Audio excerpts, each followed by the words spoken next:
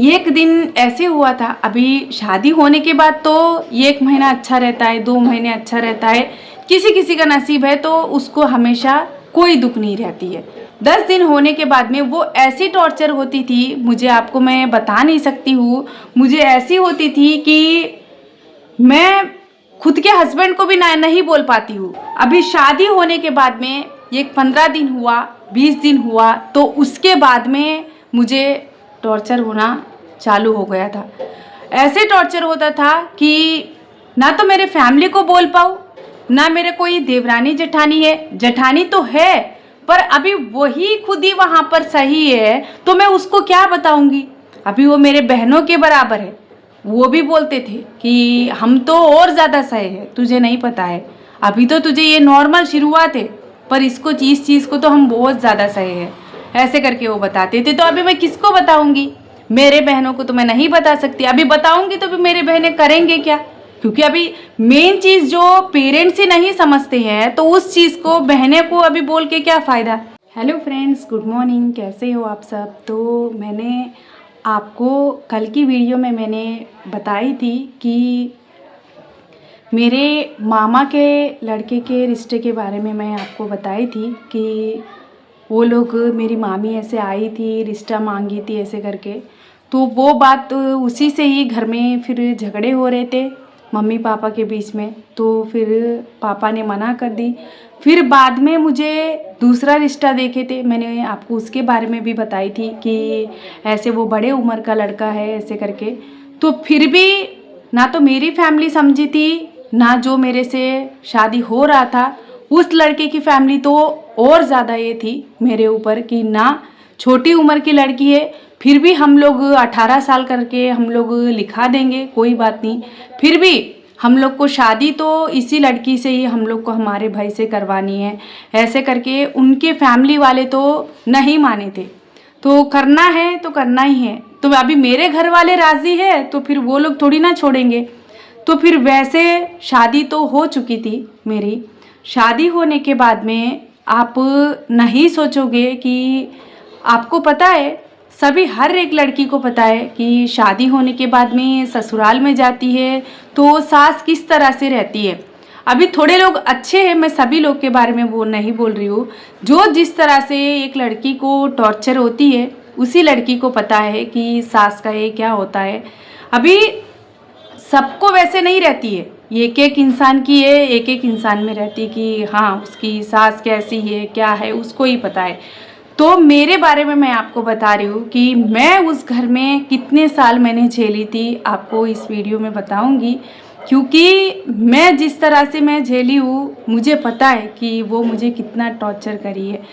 तो एक दिन ऐसे हुआ था, अभी शादी होने के बाद तो 1 महीना अच्छा रहता है, 2 महीने अच्छा रहता है, किसी किसी का नसीब है तो उसको हमेशा कोई दुख नहीं रहती है।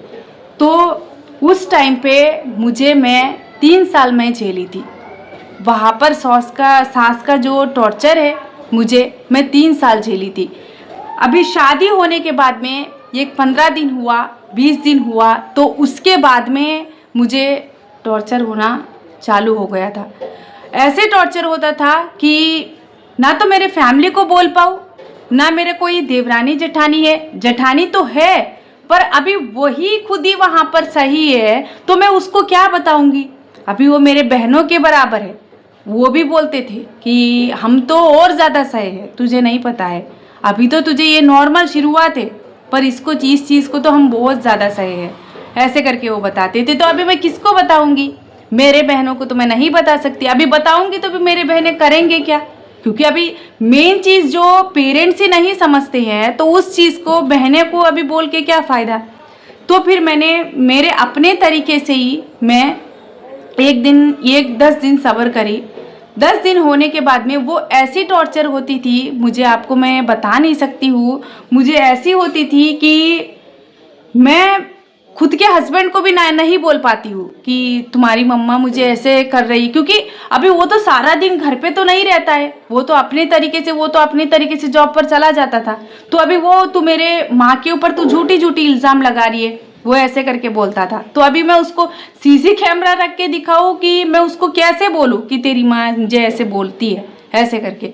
तो फिर भी मैंने एक दिन मैंने बोला कि देख, मैं यहाँ पर तेरे भरोसे पे शादी करके आई थी, मैं तेरी माँ के भरोसे पे नहीं आई थी कि तेरी माँ मुझे देखेगी, मैं तेरी माँ के भरोसे पे मुझे यहाँ पर रहना है ऐसे करके। एक दिन ऐसे हुआ कि मैंने बोला देखो, मैं मेरे पेरेंट्स को समझाती हूँ। वो ऐसे ही बोलता था कि ना, तेरे पेरेंट्स को नहीं बोलनी, जो भी है तू मुझे ही बोलनी है। अब तू नहीं समझता है तो मुझे पेरेंट्स को तो बोलना पड़ेगा, क्योंकि वो लोग करके भेजे तो मुझे उनके सहारा भी कौन है। तो फिर मैंने फिर भी मेरे पेरेंट्स को भी बोली थी, वो लोग हाँ ऐसे ही चलते रहेगा, वो एक दिन ठीक हो जाएगी, ऐसे ऐसे करके बोल रहे थे। फिर उसके बाद में मैंने जो मेरा एक्स हस्बैंड था, मैंने उसको बोली थी कि आप अभी शादी करके लाए हो तो आपसे मेरी एक रिक्वेस्ट है कि या तो मुझे जो अलग जो हम लोग खाना बनाने का सिस्टम रख दो, हम लोग अलग बना के खाएंगे, कोई बात नहीं। क्योंकि अभी हर बात पे आपकी माँ बोलती कि ये नहीं बनानी, ये नहीं करनी, वो नहीं करनी। एक बार ऐसे हुआ था गाइस कि आप सोच नहीं सकोगे कि एक बार एक सब्जी बनाई थी तो मैं उस दिन वही खा के फिर दूसरे दिन भी आपको रहता है तो वही खानी है, खाना है तो खाओ, नहीं तो कोई बात नहीं। उसके लड़के के लिए अभी पत्नी को नहीं बनानी, कोई भी बनाओ तो पत्नी को नहीं बनानी, मैं बनाऊंगी मेरे जिस तरह से ही। मैं अभी वो बहुत उम्र की ये है तो फिर मैं तो मुझे तो रहेगा ना, मुझे तो दुख रहेगा कि अरे उम्र की है तो क्यों पर बेकार में परेशान होनी, अभी मैं बीवी हूँ तो बस बनाऊंगी, उसमें क्या है।